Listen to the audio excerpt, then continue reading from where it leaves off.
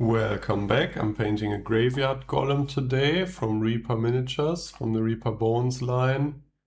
I don't know what number bones this was. It says Dark Heaven Bones. And let's get him out of the packaging because this has a lot of parts, but I think it's a cool model. So here he is, fully assembled. I just thought I'd show this before putting paint on it. I think it's just a sort of different enemy, and especially if you're in a graveyard, most players will probably expect skeletons, zombies, undead, all of that, but I think only few players will expect this guy. So that's a cool part about golems and those sort of animated constructs. You might be walking past a pile of coins, actually that's an enemy, or you might be walking past some rubble and actually it's an enemy. So I think that's a fun part about them. Okay, enough talk, let's get painting. So to begin with, I glued this guy onto a 50mm round base that I had because I wanted him to be on a big proper base and do some landscaping, which you can see here. Now I had to shave off some parts of his base that was part of his feet. So I'm mixing up a texture paste here, just glue, sand, rocks and water, just smudging that on there to ease out that transition. And now what I'm doing here is putting some of that paste in some of the crevices on the model where the parts connect, and this is going to be moss and dirt later. And after a black base coat, gray dry brush and a white dry brush, this is what we are left with, and now we can start sort of under shading using diluted paint. So I'm thinning down paints using the war paint retarder, and this will help with wet blending on the model because I want a few different stone sort of shades and hues. So I want a brown and a beige, and later I'm gonna go in with gray and white as well. So you can see those diluted paints just going on there, getting all mixed. And I'm trying to pick out single blocks of stone to have a similar color, but all in all this is quite chaotic and just going by feel, and this will make it more interesting later, so the gray doesn't just look very cold, perfect gray, but has some natural tones to it.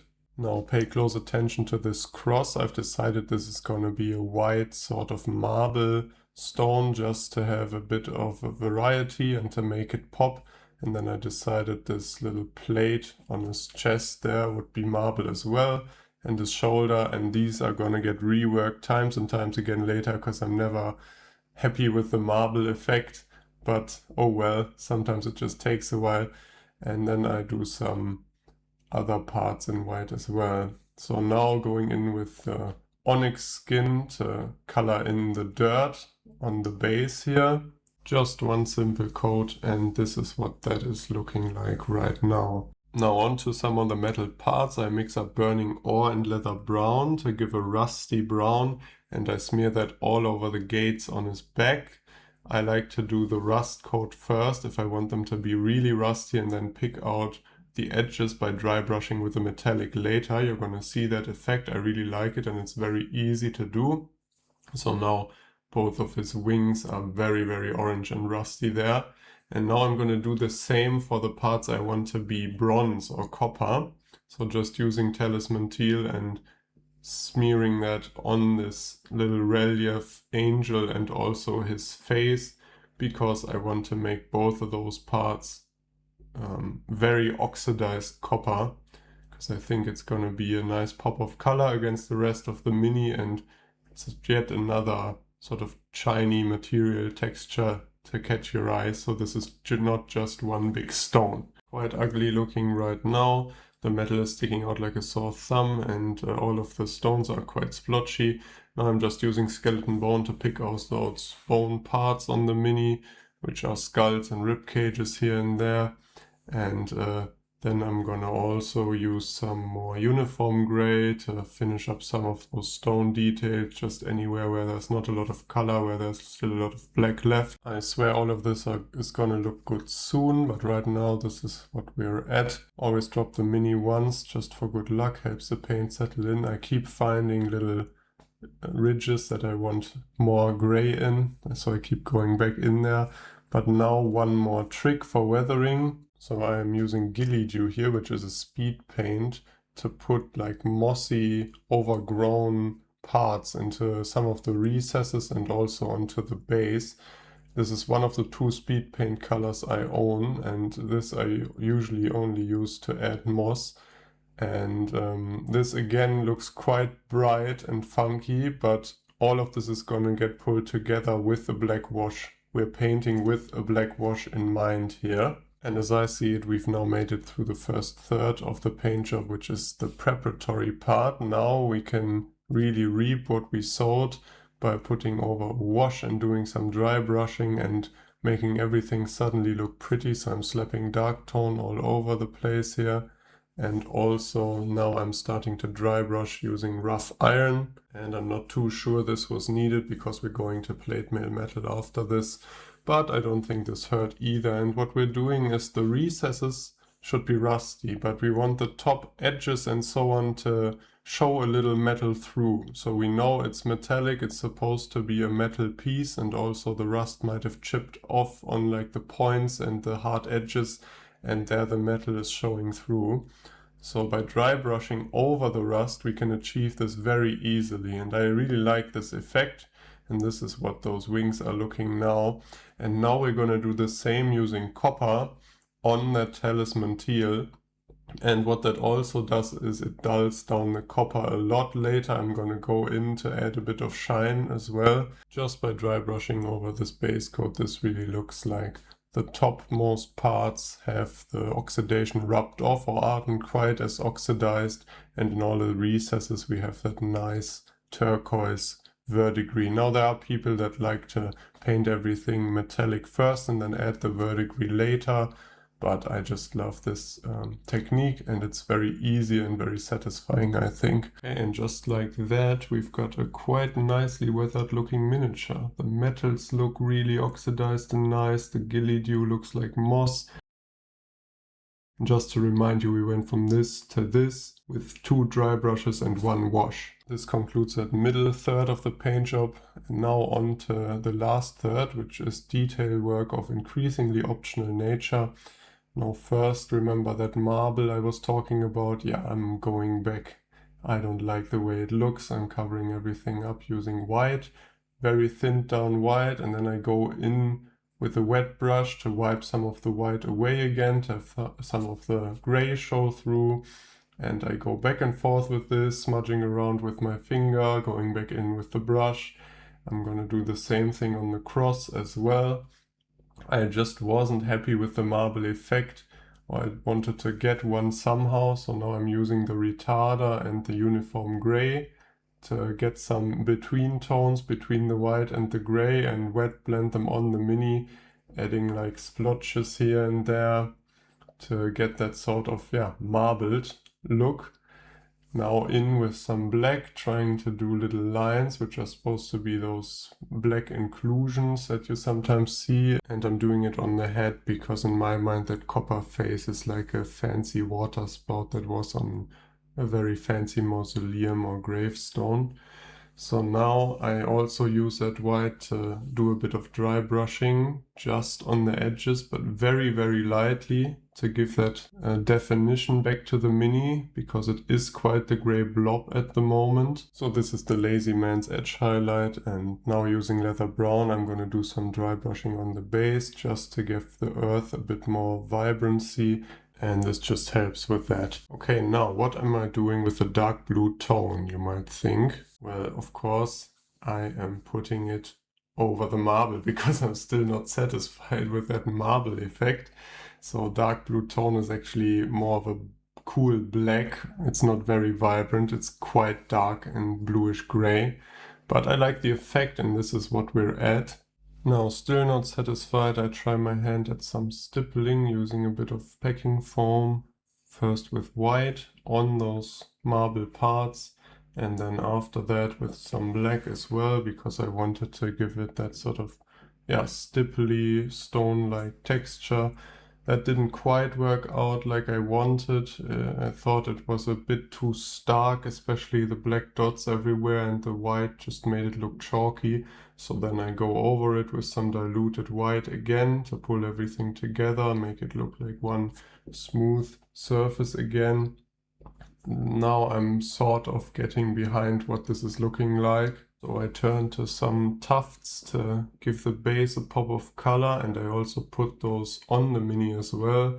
Now with the frozen tufts and the flowers, this is looking quite nice, I think.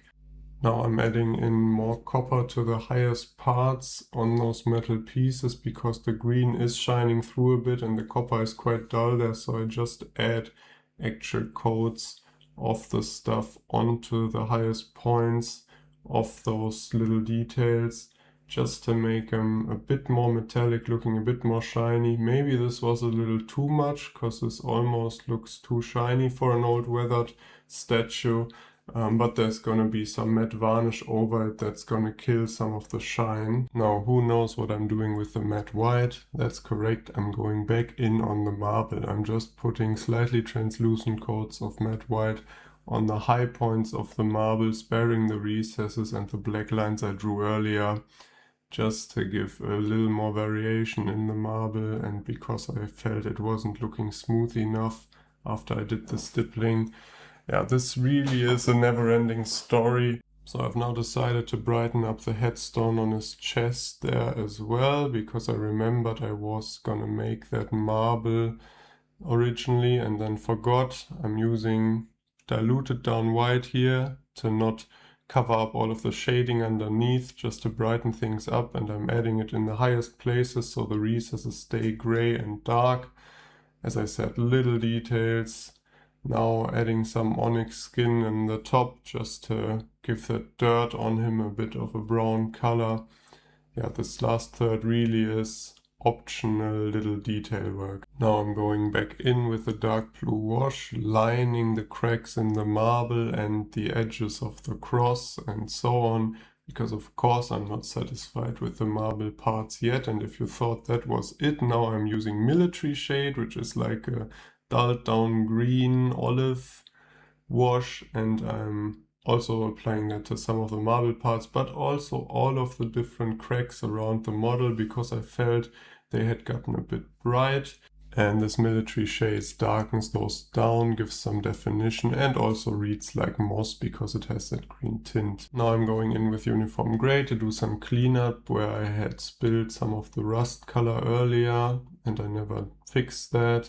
Afterwards, doing some edge highlighting using white, because those cleaned up parts didn't have the white dry brush, so I felt they were missing it.